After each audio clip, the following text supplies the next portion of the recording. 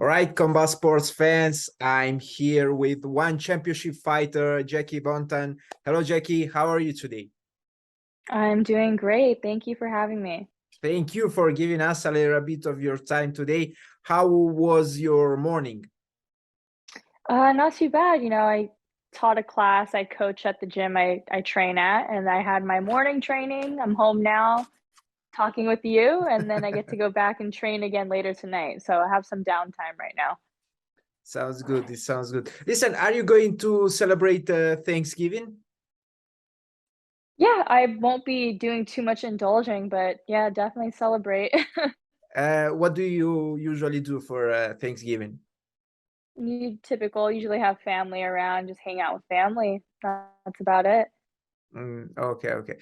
I'm curious in general because I'm from Europe and I don't know much about that holiday except for what I see in in television and movies. Yeah, typical, a bunch of family comes around, close, immediate, extended family. You guys do a bunch of cooking, a bunch of eating, and just spend time together, really. Are you going to indulge with some turkey? Yeah, maybe just a little bit, nothing too crazy though. I understand. I understand. I mean, Yeah. you have a fight coming on December the 2nd as you're scheduled to take on Amber Kitchen at One on Prime 5. Is there anything different in your training camp for this bout? Um, I think every training camp with every opponent, there's always different strategy that me and my coach go over. So yeah, there's different strategy, but overall, I'm very eager and excited to get back in there and put on a performance that I'm happy about. Considering that you're coming off a unanimous decision loss to Smilla Sundell in April, have you made any adjustments after that fight? Yeah, there were some adjustments made and new things added on to my arsenal. So all around, just always trying to improve, whether it's a win or a loss. I know that it was a hard fought contest back in April. You know, given that the result wasn't in your favor, may I ask you what went wrong on that occasion? I think it was just simple as falling behind on points, letting her get on her, letting her forward pressure, allowing her to do her usual thing with the forward pressure. And yeah, she was able to score more towards the end. I didn't have enough replies and things to run her into. So yeah, towards the later rounds, that's pretty much what happened. Was there anything at all that surprised you on that occasion that you weren't anticipating? Honestly, no. That whole camp, ever since I watched her from her debut fight, I knew that she's the type of fighter who's going to be up in your face with a whole lot of pressure. And mentally, physically, I was preparing myself for that. And before the fight, during the fight camp. So when she actually started doing that, I'd say maybe in the third, fourth, and fifth round, it wasn't much of a surprise. It was just more so like, okay, we knew that this was gonna happen. I knew that this was gonna happen. It's just be able to weather that and, do what I have to do. Well, the past is in the past. We're looking forward to your upcoming fight. It will be One Championship's return to Manila for the first time in more than 2 years. I'm guessing that you're pretty happy to fight in the Philippines, right? Oh yeah, I'm super excited to be going back and compete there. You have Filipino origins. Yes, I'm Filipino. Both my parents were from the Philippines. I'm actually born and raised here in the United States, though. So I have three older sisters. All of them were born in the Philippines. I'm the first one in the family to be born here in America. So I have Filipino blood in me, but yeah, Filipino American, just because I was born and raised stateside. Yeah, I understand that. Have you already visited the Philippines? I'm guessing, right? Yeah, so it was my first time ever going was this summer in June, and that was a quick trip. So always said I wanted to go back with more time, of course, and the fact that I get to go back in the same year, my second time only, and get to compete, it's really special, really fun. How was your trip to the Philippines this summer? Oh, it was great. Everybody was so nice and just, genuinely really just so nice and happy to meet you and just get to know you more. It was a quick trip. I was there for filming One Warrior series, the show. So Oh. I didn't get as much time to have leisure time and be a tourist really.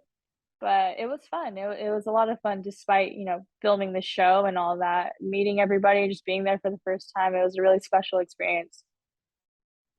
And do you speak Filipino at all? Oh, very little. I understand a little bit as well. Oh, but I'm guessing that the fans over there will be pretty excited to see you competing. Is your family? Sorry, last one about the Philippines. Is your family from around Manila or where? My dad's side is pretty much right near, kind of near Manila, in a town called Navotas, about like 20 minutes from Manila. My mom's side is pretty much spread apart all over the Philippines, like not in Manila, but all over. So my dad's side's definitely the closest one to Manila. I understand. I understand. You and Amber were supposed to clash in 2020, if I'm not wrong, right? Yeah, you're correct.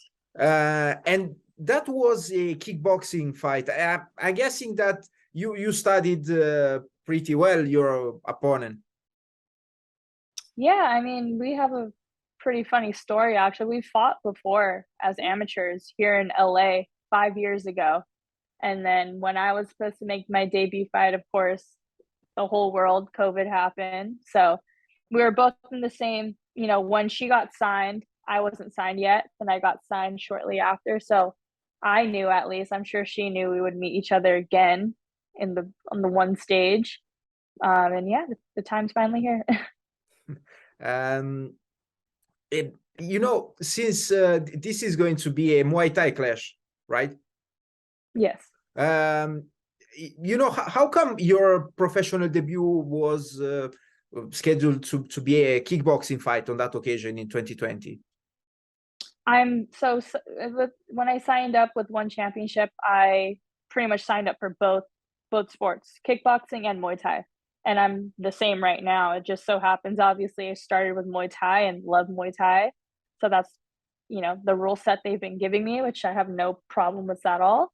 Yeah, it's kind of just up to One Championship. I think at the time, maybe they were trying to build up the kickboxing scene in the strawweight division. And obviously, things are changing now. It's just trying to get the Muay Thai scene in the strawweight division solidified. And now that there's a champion, and I feel like I'm definitely a top contender, and I know there's more hungry girls looking for those spots. So yeah, I think they're just trying to beef up the Muay Thai division.